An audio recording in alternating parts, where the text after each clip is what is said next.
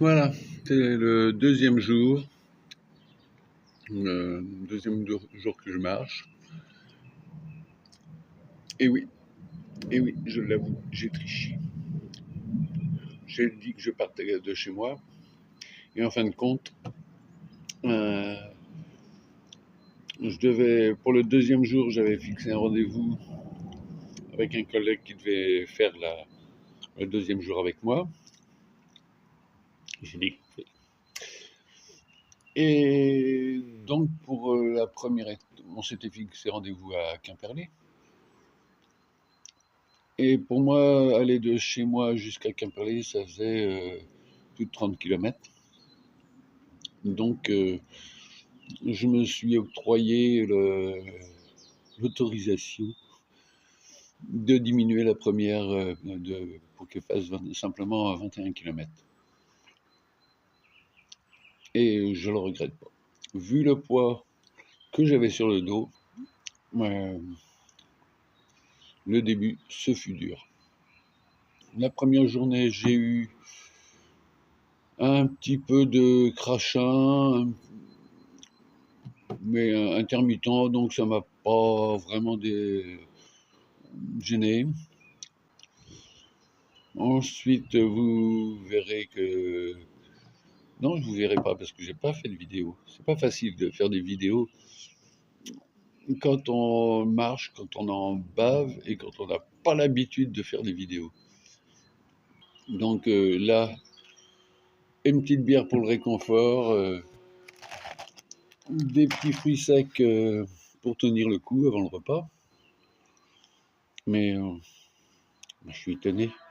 La bière a du mal à passer. Je vais mettre à l'eau, je crois. Ça sera vraiment une révolution. Allez, je vous laisse regarder la vidéo.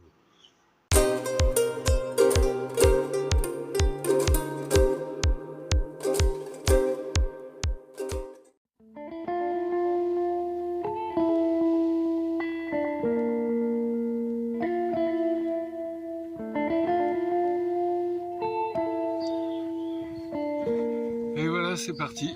Ma tendre et douce m'a déposé au centre de Pont-Aven.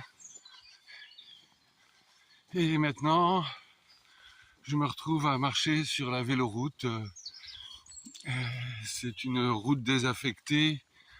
Pour le moment, c'est une route désaffectée, il n'y a pas de circulation.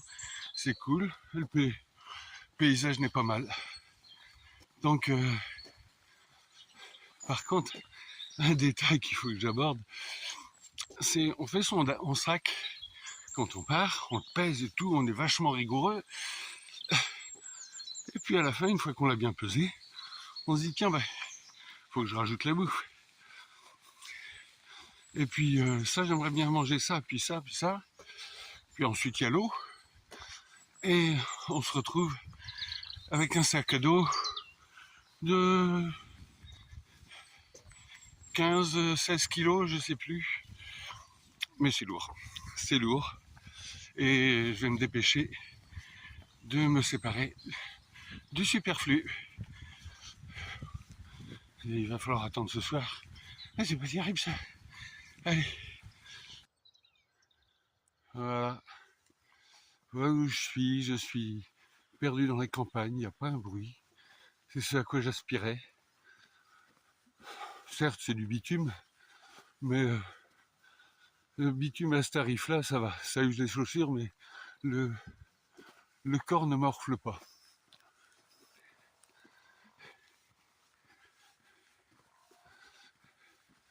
Là, je ne sens plus mes hanches, dans le sens où elles me font plus mal qu'elles me faisaient au début. Alors, soit mon corps s'est habitué, soit le sac à dos s'est déplacé. Toujours est-il que ça va bien, ça marche, ça fonce.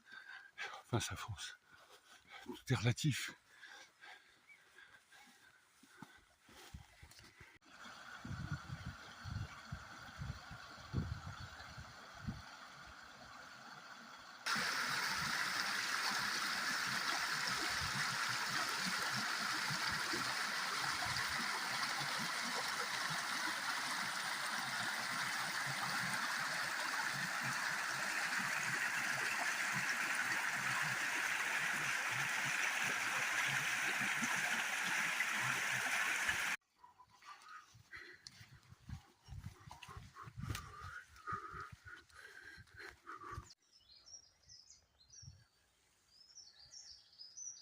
Le printemps ressort de terre par ces petites primes verts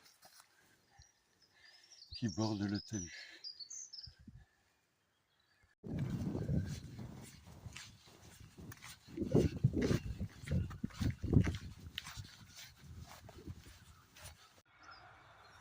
Alors là, déception. Déception. Les amis du chemin, là, ils ont merdé. Parce que j'arrivais enfin sur le véritable chemin de Compostelle. Et puis en fin de compte, il s'avère que il n'est pas balisé. Moi, je voulais faire un beau plan sur le magnifique symbole jaune et bleu représentant la coquille Saint-Jacques. Et là, rien du tout. Déçu, déçu. Ma première balise du chemin. Ah yes, c'est vrai, c'est fait, j'y suis. Bah, j'y reste, au moins pendant une paire de jours.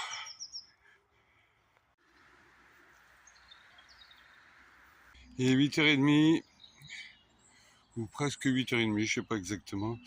Mais voilà, premier bivouac réussi, sympa. Une nuit impeccable, une nuit impeccable.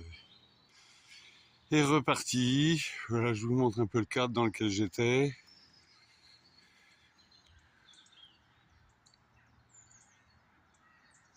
Il y a pire hein, comme endroit.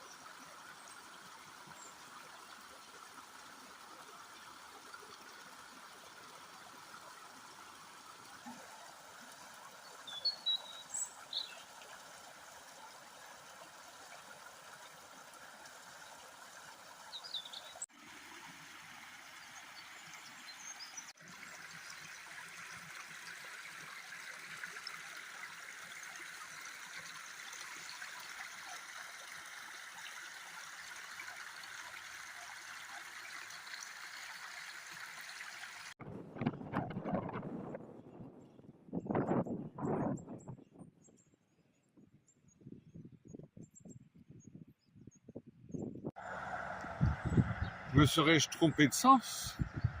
Serais-je pas sur la bonne voie? Reviendrai-je de Compostelle?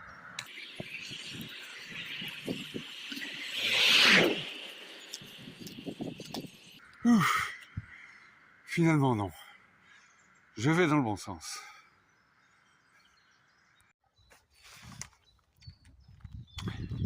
Et le chemin continue, avec le beau temps, avec les choucas ou les jets que j'entends là à côté. Il y a plein de petits oiseaux. La route est sympa. La route est sympa.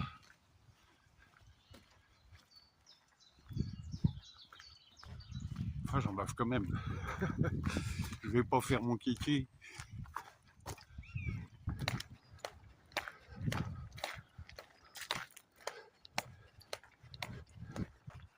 Quand on aborde une grande ligne droite, on n'a pas abordé beaucoup jusqu'à présent, mais ça fait un peu peur. On se dit, j'ai tout ça à parcourir, alors que une ligne droite, si on la regarde pas, si on regarde ses pieds, eh bien elle file, elle file, elle file, elle file, elle file, elle file.